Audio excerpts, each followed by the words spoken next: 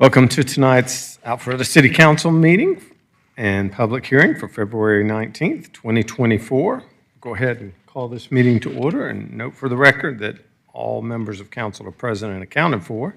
As always, we begin with the Pledge of Allegiance. So if you're able, please stand and join us.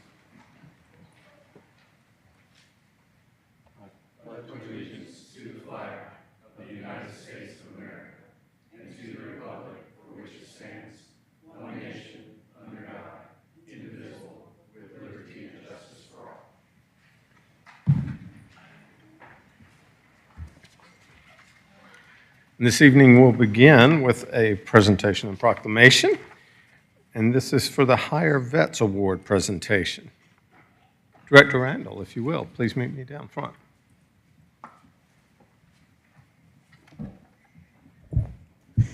Good evening, Mayor and City Council. It is with such an honor that I'm here to share with you that in December last year, we were notified that now for the third consecutive year, the city earned the Gold Higher Vets Medallion Award.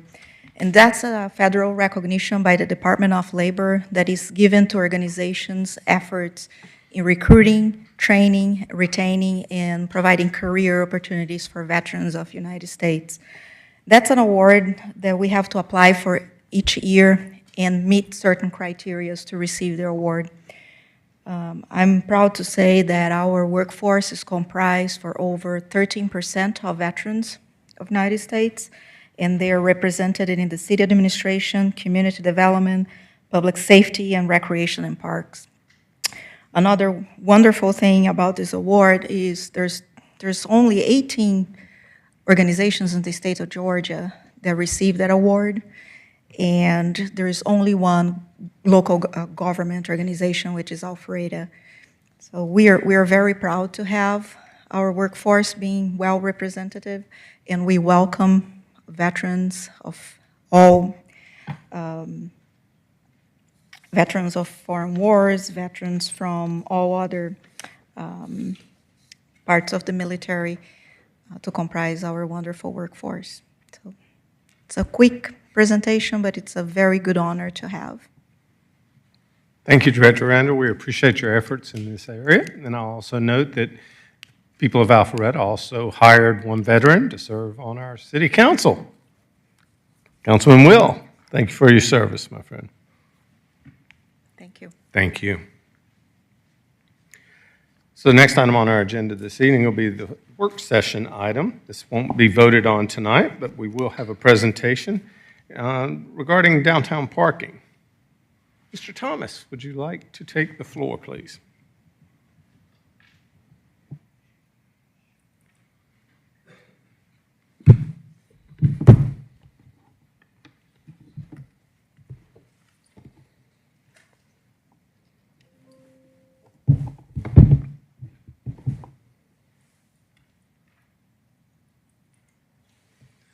Good evening, Mayor, Council. Happy Monday.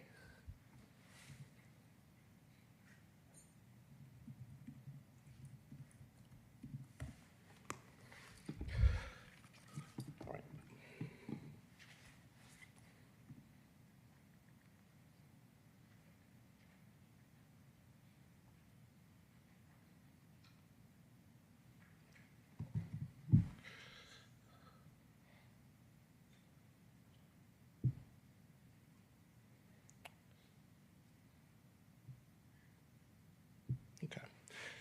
Good evening, Mayor and Council.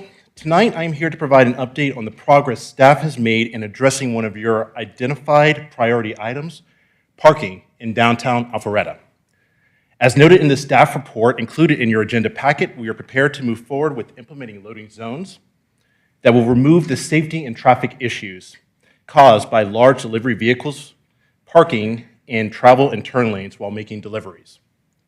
The reasons for this move and a map notating the locations of the loading zones that are in your packet in the attachment titled On-Street Loading Zone Plan. Once the loading zones are in place, our police officers will be able to take enforcement actions against delivery drivers who block road lanes.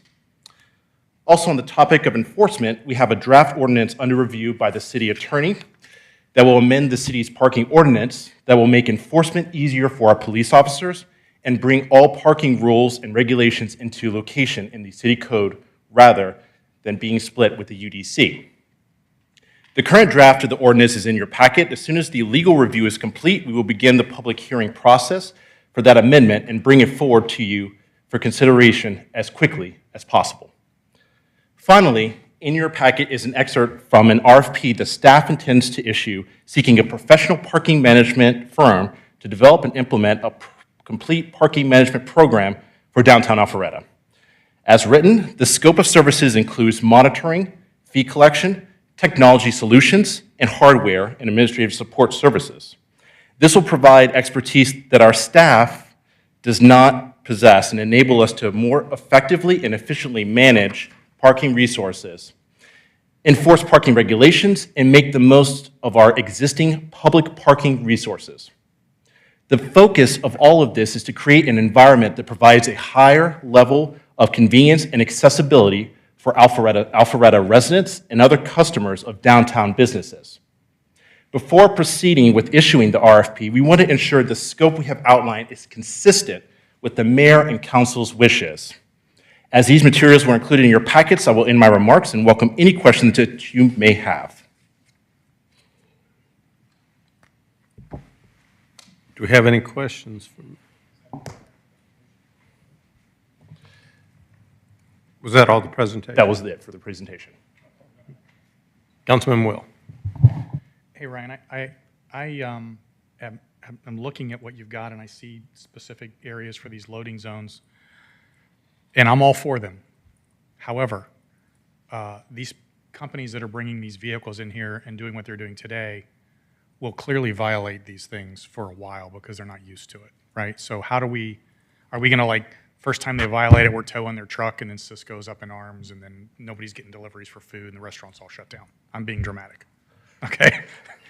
But they will violate it. Are we going to put some kind of plan in place where we're going to give them warning tickets to start out? Are we going to do an outreach program to the primary violators of this? What are we going to do to mitigate the problems that we're going to have, which will happen Absolutely. when we go forward? Thank you, Councilman Will. Absolutely. So our goal and intention is to work with this third-party management company to probably give a 30-day notice to all of the vendors of parking to let them know this is what's coming and continue to work with them. So we'll give them that time to get ready for this. How do you know who all the vendors are? We'll work with the businesses, and we'll get an accurate count of the services and trucks that they utilize. And then once we receive that list from all of the, everyone in downtown Alpharetta, then we'll proceed with that. So for clarity, we decide to move forward with this. We're going to reach out. The city is going to have somebody reach out to every single business around here, ask them for a list of vendors. The city is then going to outreach to the vendors, provide them with maps, tell them the new rules, and then we're going to potentially not ticket those trucks the first day in, because even though you tell the boss, you got a truck driver who's sliding through there and he's got to deliver clothes to the clothes horse, and she doesn't want to go out of business. Absolutely. And I know we have some business leaders here tonight. So our goal is to work with a third-party vendor. And again, once we receive that list, then we give them a time frame to say, listen, we're going to be bringing this, and then this is the date. So what I anticipate happening is we will notify them a few weeks beforehand, and then give them that 30-day notice to say, listen, we're going to do this. We'll give it about a month, and then effectively that will end, and then the police officers will go ahead and issue their tickets and so forth. Just a little bit. Mr. Lagerblum. Just a little bit further on that too, because I think we're really, at this preliminary phase, we're almost too soon to know exactly how and what the right implementation and rollout is. What I've told Ryan and told you all and told our staff is that this is not intended to be a punitive thing to Alpharetta. This is intended to be something that's progressive, that works for the businesses, that works for the delivery trucks, that just makes the downtown experience a better experience.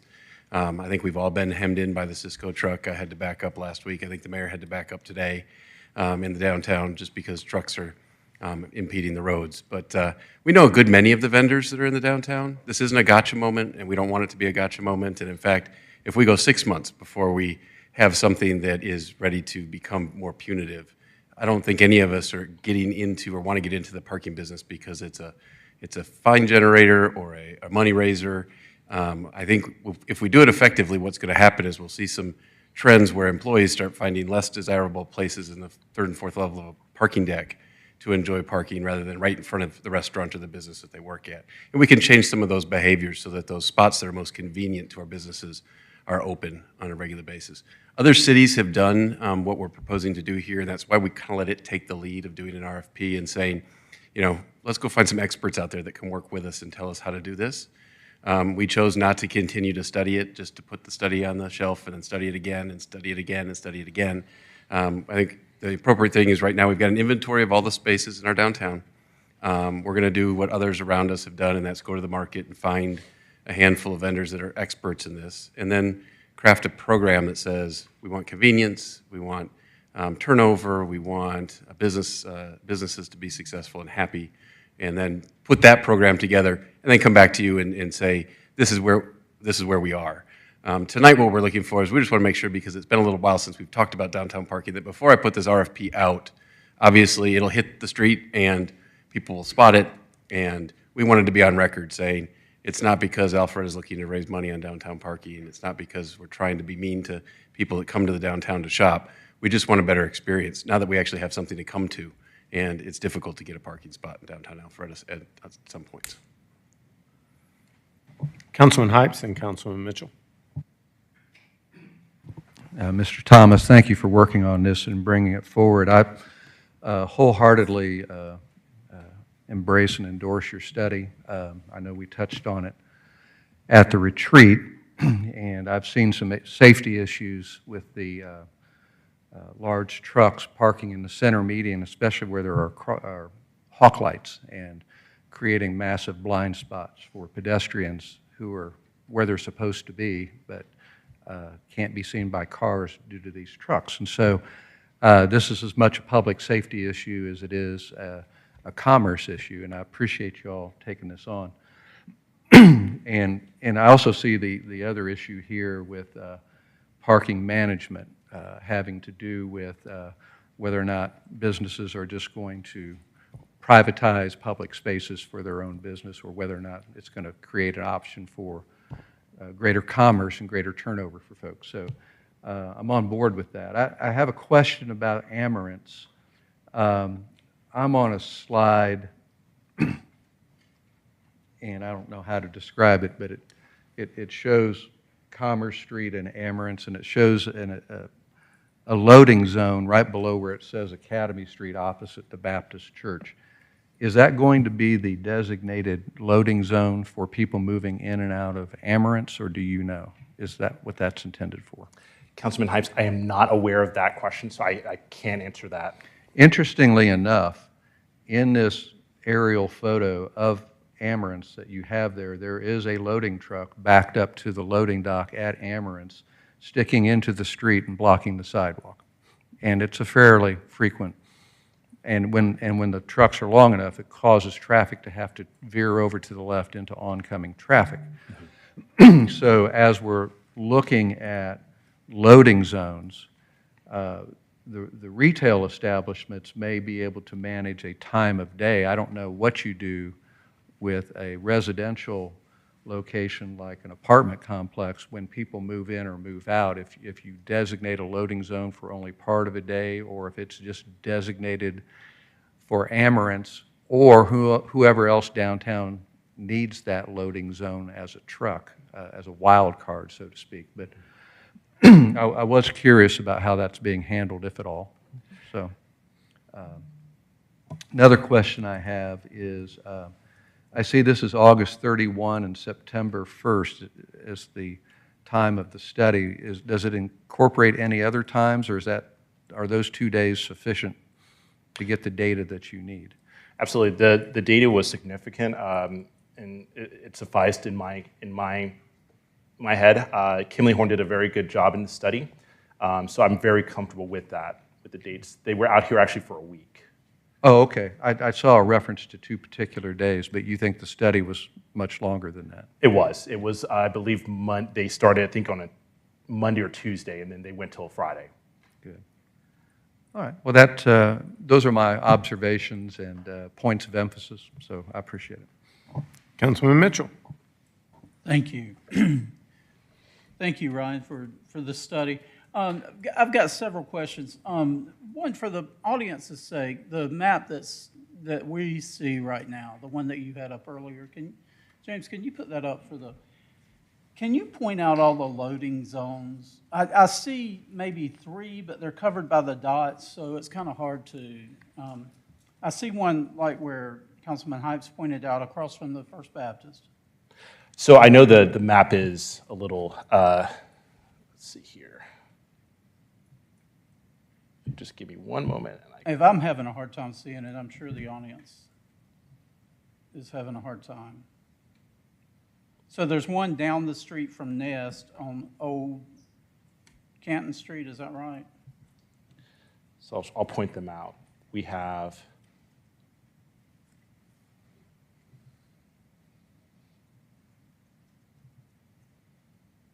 so there are going to be 5. There is one here. This is on, Market Street. Then we have one on North Broad Street, one on South Broad Street, and then further up here is another one that we have. And then there is one that's going to be, I believe it's there. Right in front of, Correct. right near that Jones Alley. And that's the 5th one. Okay, what's the one, is there one up If you by give me the music store? Actually, if you give me a second, Councilman Mitchell, I'll be happy to pull up the loading zones. I actually have a separate map for those. Okay.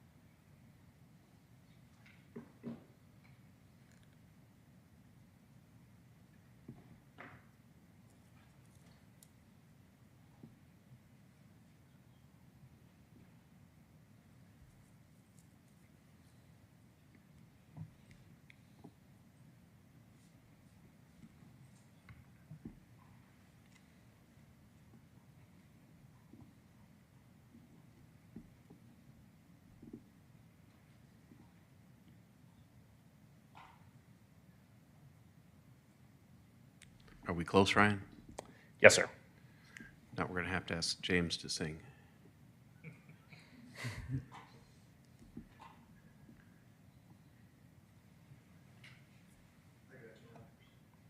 You got it? Okay. So I'm sorry, there is one on Academy Street, which is behind the apartment complexes there. We moved that one up from the original one so that people can see when cars are coming. We also did one that is on Market Street, which is right next door to a restaurant. We also did one on North Broad, South Broad, and then the new restaurant that is on South Main Street. And then there is one more that's going to be right on Milton Avenue. So those are the 5 loading zones.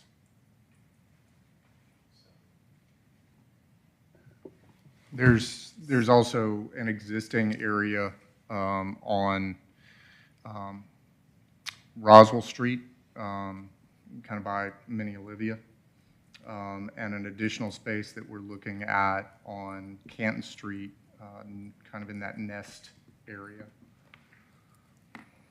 So my question is, these loading zones, so if my business wants to receive as clothing stores, and I see Matthew out there, if he needs shampoo because he's run out or whatever, and it's delivered by FedEx or UPS, they have to go to this loading zone? That is correct, Councilman Mitchell. They have to go to those particular loading zones. Okay. I get what we're trying to do, but I'm wondering if UPS and FedEx is going to comply with that fully. If they have to walk that far down, because it looked like there was one down by the nest as well. So that would make it 8 in the downtown area. And I get it with Cisco because those trucks invariably are blocking, the street, and it takes a long time to unload that stuff. But you also have these delivery trucks that are moving in furniture for new restaurants, and it changes and things like that. So I'm wondering if there's exceptions that are going to be made for those kind of situations where it's a move in, move out for new businesses, like maybe on North Broad or South Broad, offices change, those kind of things. And I think we need to evaluate the residential area, because if it's a load in, load out, apartments change quite frequently. So it's like I can't see somebody toting their sofa all the way around to the loading zone. They're going to pull that truck up to the closest. There's a lot of steps going out, especially right over across the street here. I think there has to be some mechanism for some contingency plan for move-ins and move-outs and things like that. I get calls all the time about trucks blocking, but for this to be successful, it's got to be successful for all the businesses as well as the residents. And I think we have a ways to go. This is all there is for us. Thank you, Councilman Mitchell. Yeah, absolutely. I believe that we can go back to Kimley Horn. I believe we can look at and we can tweak some things. We haven't done the final report just yet, but we can go back and tweak a few things, and I can go back with your thoughts to Kimley Horn. Okay, thank you. Mayor Pro Tem? Thanks, Ryan. Let's go back down to Milton Avenue. We've known one of the issues has been the hotel. And has that been addressed? I mean, are we just still parking in the middle turn lane out there? That hasn't been addressed, Councilman Merkel, with the hotel just yet. Okay. Thank you. Councilman Brady?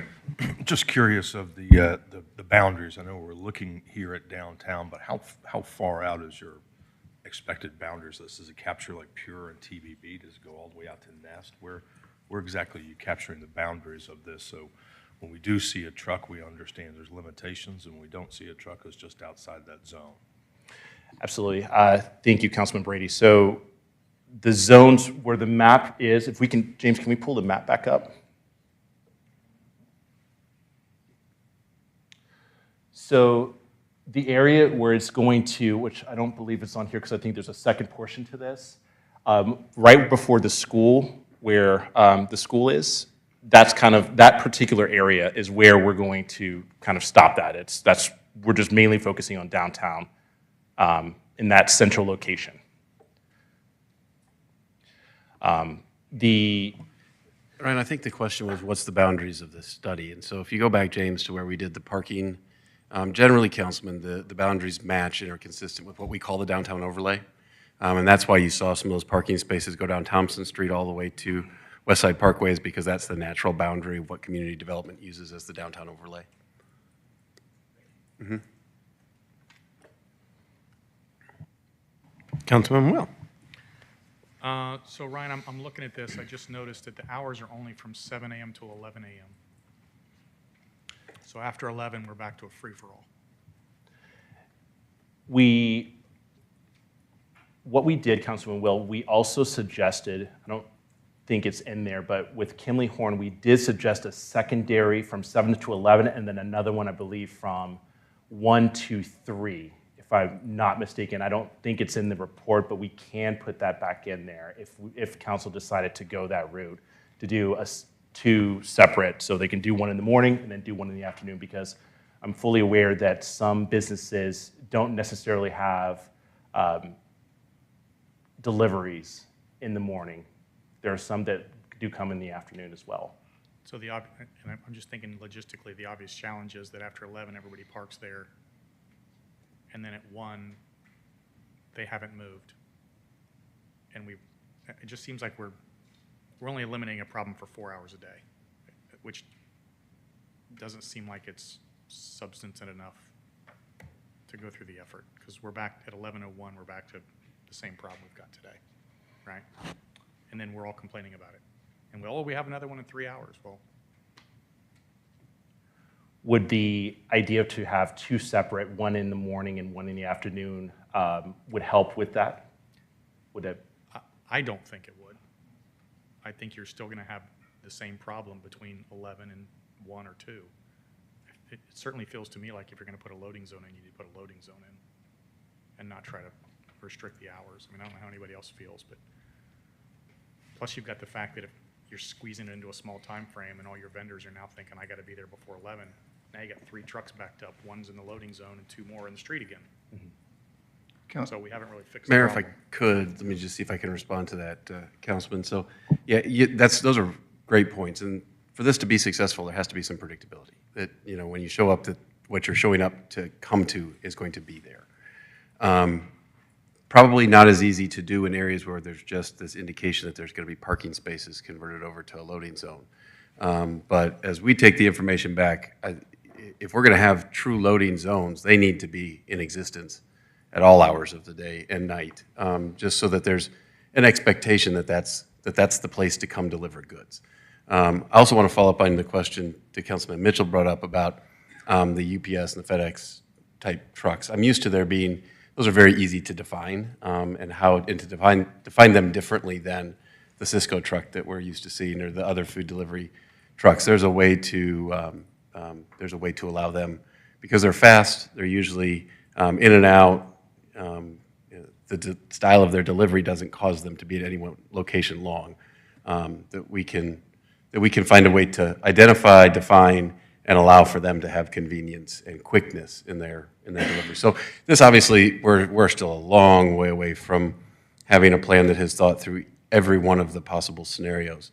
What we wanted to do tonight was just to give you all an update. I think you were expecting that there was going to be another whole crack at an elaborate study, and rather than do another whole elaborate study, we decided to model this RFP and just say, there's probably going to be some chatter about it in the community soon as we go to that, as we go to the market to find a professional that does this. And once we have, that'll be fairly quick. And there's been some pretty good local cities that have done it, so I know there's vendors out there. One of the questions was, are we big enough? And we found some folks that did a similar type stuff and had multiple responses. So I think the answer to the question is yes, we're big enough. We're just looking for that green light, not necessarily been the green light, but just to let you know that we're ready to go. We're ready to launch that, and a lot of these technical questions will be answered as we work with them soon. My last question would be, some of these say 2 parking spaces, some of them say 3. I promise you a Cisco truck can't get into 2 or 3 spaces and unload without hitting another car, right? So True. We need to be cognizant of the fact that if we're going to do this, it's actually got to work. That's it. Thanks.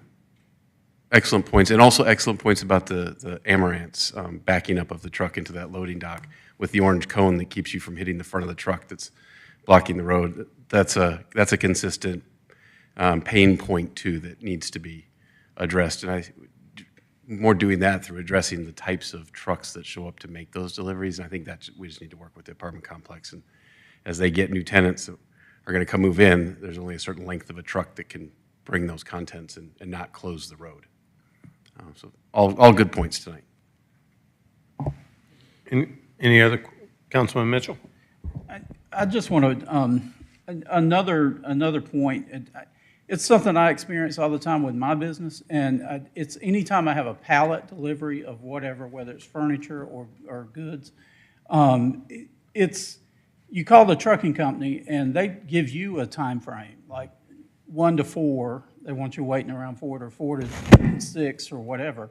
So it's not, and whatever company, even companies that I've dealt with forever, they frequently change the shipping companies. And so I never know what shipper is going to, some of them call you ahead of time, some of them don't. I've had to switch to a loading dock, but the reason I bring this up is there's a furniture store right here in City Center. There's also several design businesses in the downtown area that will have the same problem. And you try to communicate the hours to them, but I don't know. I want to tighten up on this, but I also want there to be some grace, a grace element to it where they're not automatically penalized if the truck shipment comes past the hours and things like that. I'm not sure that these loading zones, I'm not sure this is what you were saying or not, but don't need to be dedicated loading zones instead of a strict time, because I know it's extremely hard to pin them down on when they're going to be there and when they can make deliveries. Absolutely, Council Mitchell. I thank you. This brings up a good point as far as smart loading zones, which I know other cities are doing. We didn't look in depth into that during this study. It is something that was on my radar that I want to explore more. I think this may answer some of the questions that were just brought up if we were to decide to go that route. It's something that we could explore, though, that could be a benefit. Ron, if you could, just, I'm not familiar with that concept of smart loading zones. Could you give me some idea what that would entail? Yeah, absolutely. So smart loading zones would be, each business, I believe, would go and they would choose, they would say, we're having this delivery at this time, and they would have that spot.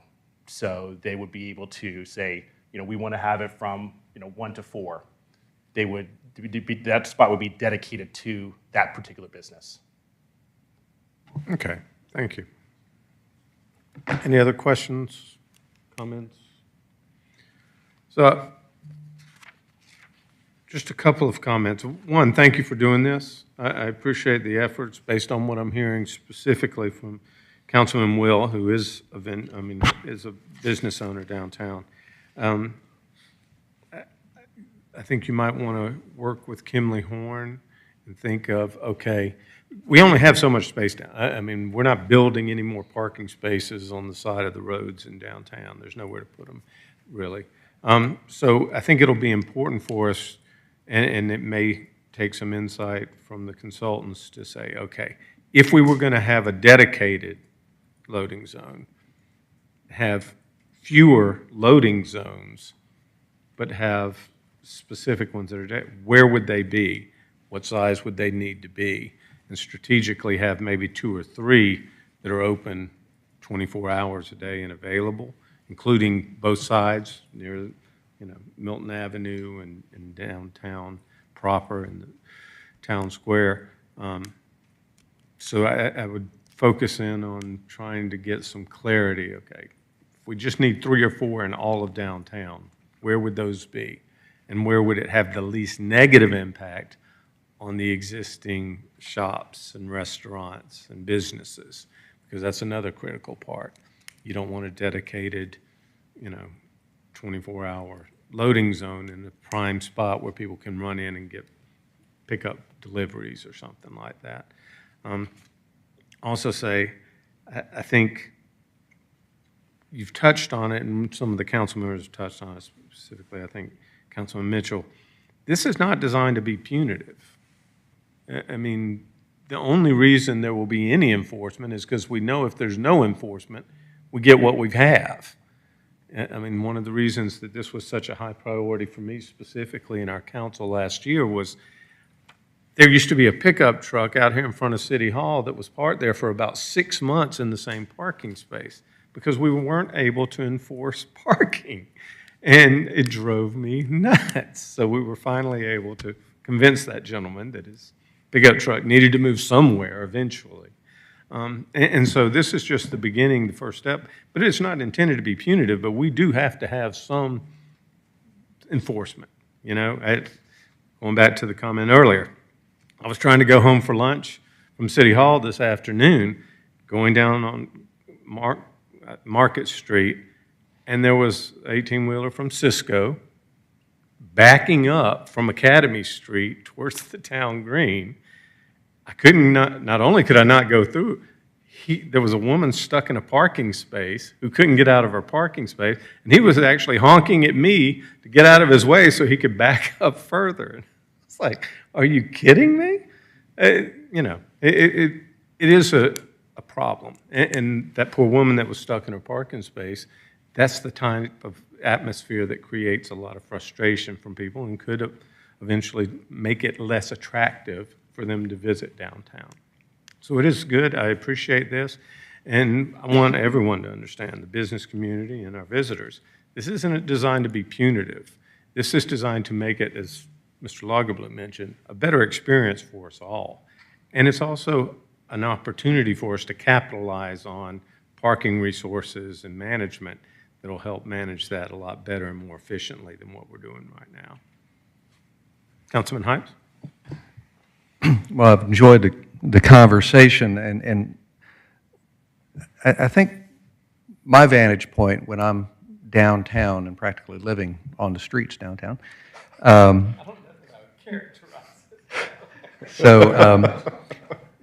I have seen this go from, with the trucks parking in lanes of traffic. I've seen it progress from the occasional one to just immense hubris on the parts of these truck drivers. And just tweaking the nose of anybody.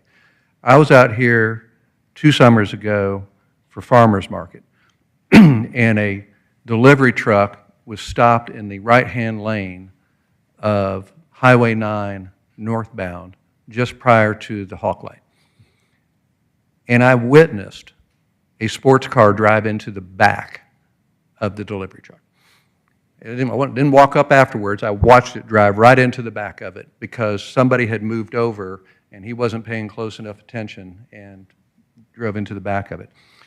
And to me, when I ask these truck drivers what they're doing, when I see a truck driver stopped at Milton Avenue with his bumper up against the crosswalk at the hotel going over to Clothes Horse, and these pedestrians are coming across, I get that they got a job to do, but they're trampling on our city, and they're sacrificing the safety of our city because they've got an agenda that doesn't align with ours. And somebody sets the agenda, and I believe City Council sets the agenda, not the truck drivers who come to deliver things in the city.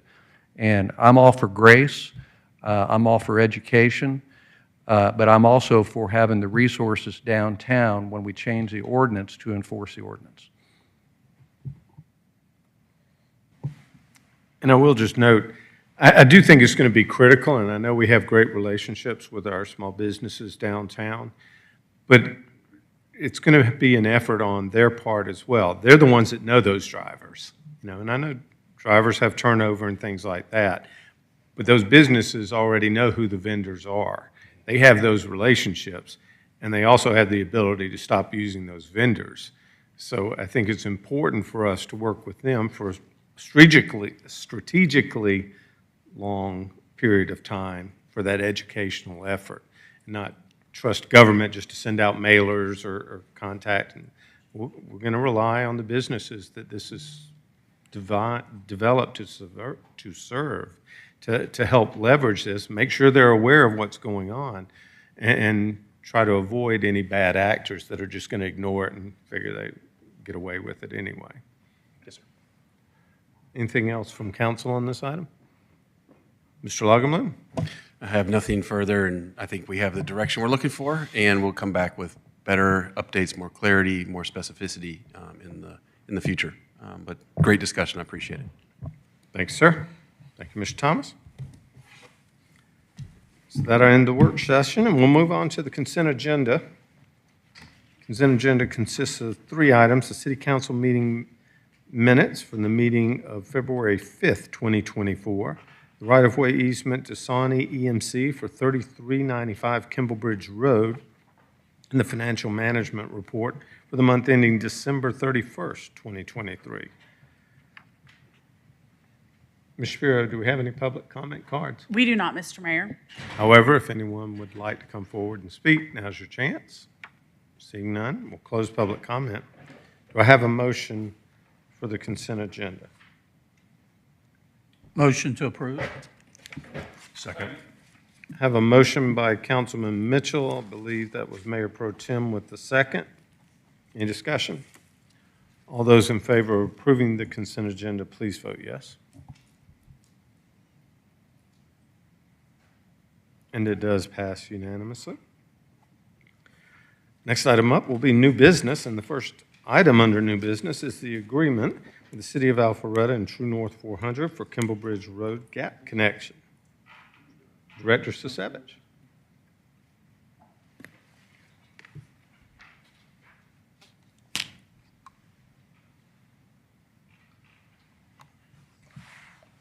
Good evening, Mayor and Council. Before you tonight is a project called The Gap, and it's a memorandum of understanding between the City of Alpharetta and True North 400, formerly North Fulton CID. And up there, The Gap is the red line to the red line. We built everything to the east of there already, and GDOT is building everything to the west of the far left line, and CID is contributing $1 million, towards the project. We're in a contract with C.W. Matthews, who's building the bridge right now. And our responsibility is to obtain the right-of-way, which we're doing right now, as well as finish the design, which we're doing right now as well. So of that $1 million, there's 2 components that are not included in the scope of work through C.W. Matthews' contract with the CID, and that is landscaping and lighting. And that will be done after the project's completed. We'll come back to you. Thank you, sir. We have any questions? Mayor Pro Tem? Are they going to be able to keep the road open while they do that section? They are going to keep the plan right now is to start around the 1st of March and work the next 3 months, March, April, May, and be done hopefully through the contractual period of the GDOT contract. So that road will still be closed through the contract of GDOT. Through June? No, we're hoping through May. It may be closed, it might go until the end of May. We said April, now we're saying May? So their contract is through the middle of May, GDOT's contract with the C.W. Matthews. It was the end of April, was the beginning, and they got 14 days of time But extension. this work does not require us to close that road all the way through. That road opens when the bridge opens. Yes, and our plan is to be done when the bridge is open. Okay, so once the bridge is open, we can find a way, even if we got to go to 1 lane, to let people start getting through. 'Cause Yes, we can do that. We're starting to hear it. Yeah. Thank you. Any other questions? Thank you, Pete. Yep. Ms. Shapiro, do we have any public comment cards on this item? We do not, Mr. Mayor. However, if anyone would like to come forward and speak on this matter, now's your chance. Seeing none, we'll close public comment. Do I have a motion from council?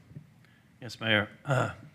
Move to approve approval of the agreement between the City of Alpharetta and North Fulton Community Improvement District doing business as True North 400 for design, right-of-way, and construction of the Kimblebridge Road Gap Connection, and authorize the mayor to execute all necessary documents. Second. Have a motion by Councilman DeRusso, a second by Mayor Pro Tem Merkel. Any discussion? Thank you for your efforts on this, Pete. All those in favor, please vote yes, otherwise vote accordingly.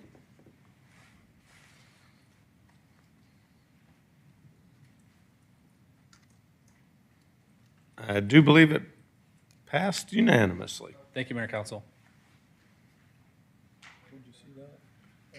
I have it on this little register there. Next item up will be the addendum to employment agreement with municipal court judge David C. Will and substitute municipal court judge Jamie Bendel. Mr. Lagerblum. Yes, thank you, Mayor Council. As you know, we have 2 judges, a primary and a substitute.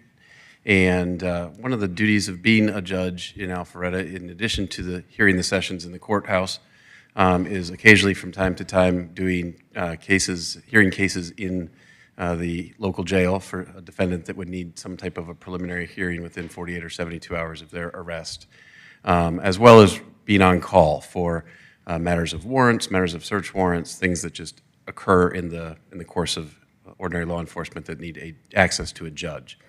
We in Alpharetta pay our judges on a per session basis. It's $475 per session. This amendment to their employment agreement would allow one of the two of them to be on call in a given week, and if they were on call in that given week, they would be the one responsible for handling the on-call duties as well as handling any jail cases that may need to be heard to meet that 48 or 72-hour requirement. This would amend, and whoever would be on call would receive essentially one additional session of pay. So there would be a judge on a weekly basis, depending on who it is, that would be eligible for one additional session. And this is consistent with the other judges in our area. Other cities in our area have very similar. They'll do it a little bit different. Milton, for example, has a per trip fee, so if you didn't have any jail cases, presumably then that would work to the benefit of the city. But if you had jail cases on 3 or 4 of the days, you may end up actually where it is not a benefit to the city. This at least is consistent, it's trackable, it's known expenditure at the end of the fiscal year, easy to budget for, and appropriate. So having said that, I'd seek your approval to amend these employment agreements to include this on-call pay. Councilman Hines.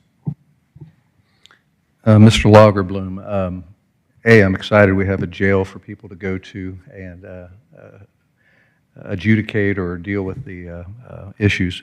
Are we any closer to doing anything with technology where it wouldn't require the judge to actually go to the jail, but to have somebody at the jail on camera and then into chambers or whatever the case may be? We actually have our court clerk here in the audience, so I'd ask that we could just defer to her and get an answer to that. She's working on that, so she's better positioned to answer it than I am. I'd like to know if it's doable and if it's advisable. Yes, we're in the process. We've already got the technology installed there. It's a TV and a Zoom smart rally bar.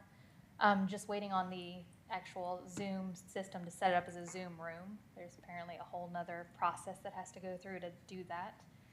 But each judge will have an iPad, and then they'd be able to do all the jail hearings that way. Councilman Will. Mr. Lagerbloom, I heard you say it was easy to budget for, but I don't see the budget in the addendum. It's so easy to budget for, I can do the math real quick in my, so on a fiscal year basis, we'll be budgeting right at $24,700.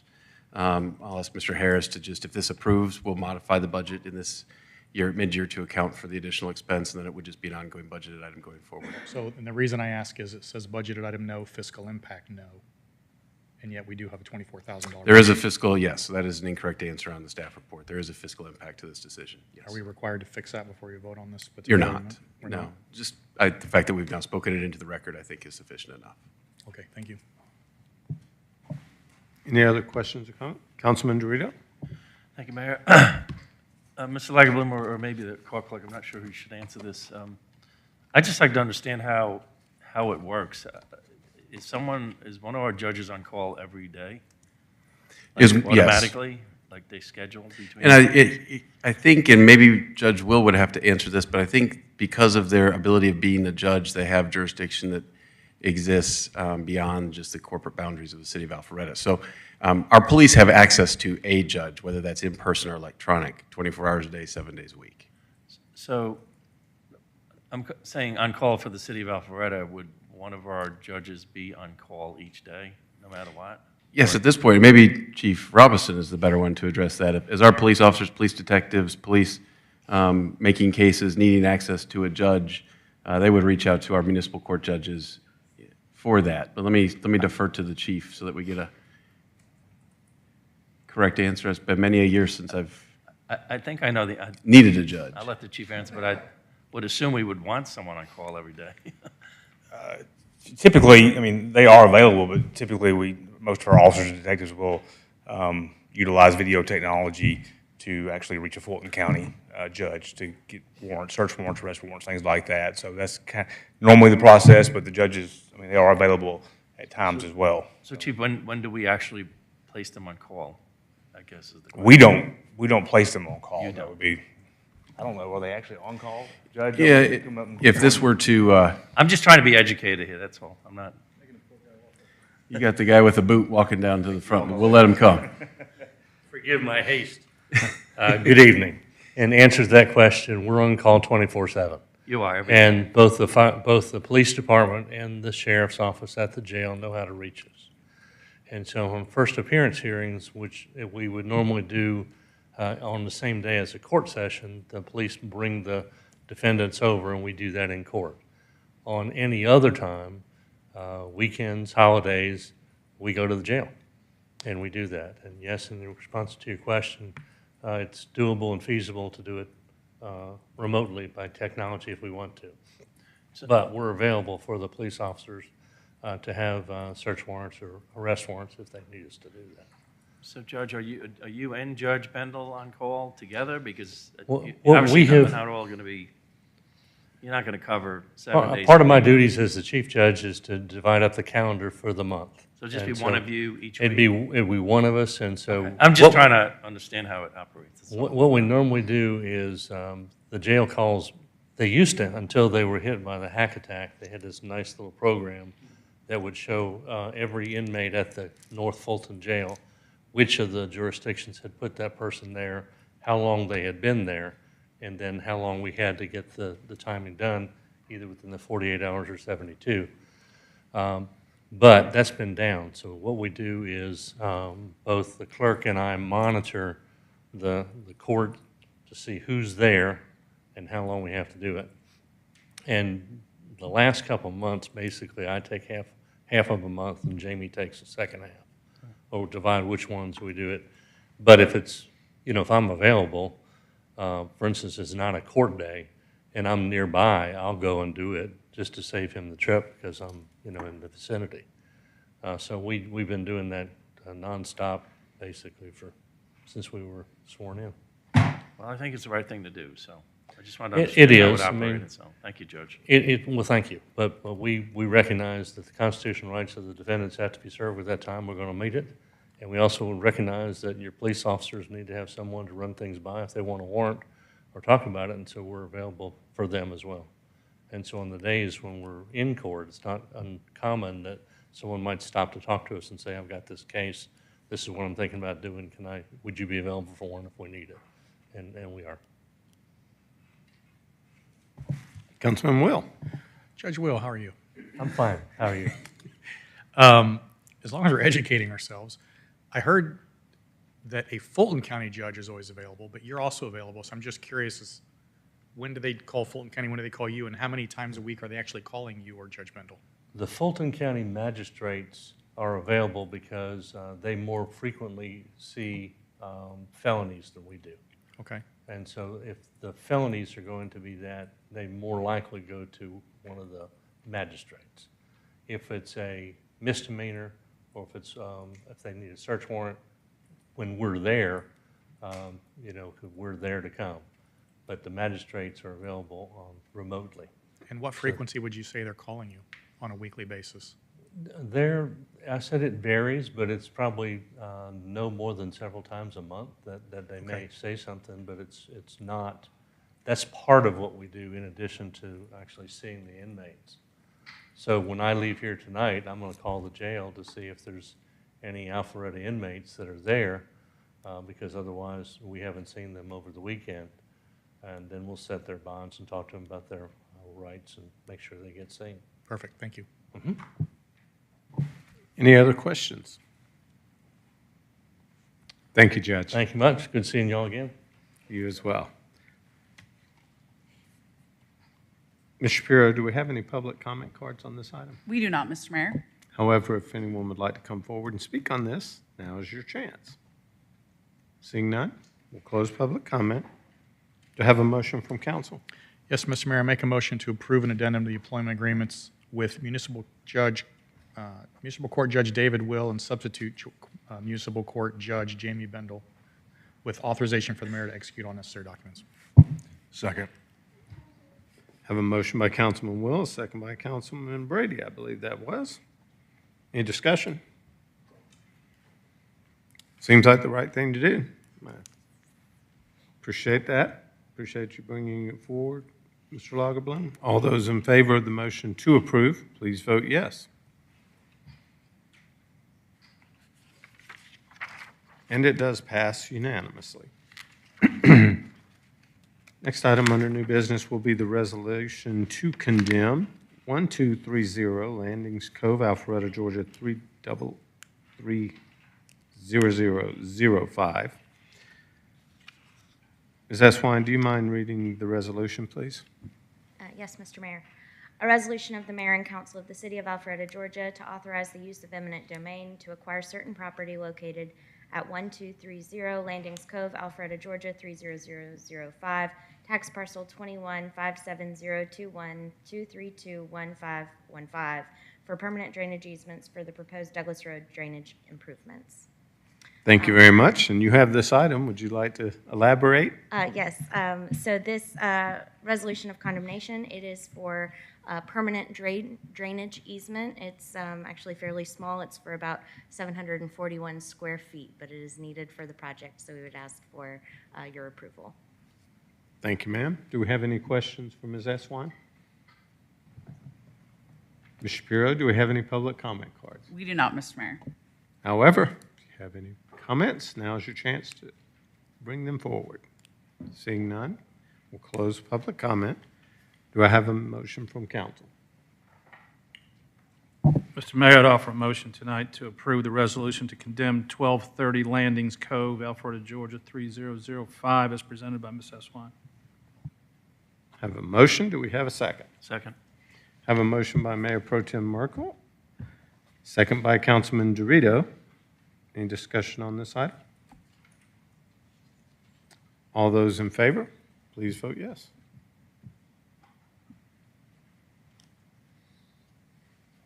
And it does pass unanimously as well. So that'll wrap up the new business portion of tonight's meeting, and we'll move on to public comment. So if we do have any public that would like to come forward and comment, now is your chance. Seeing none come forward, we'll close public comment. Do we have any reports this evening?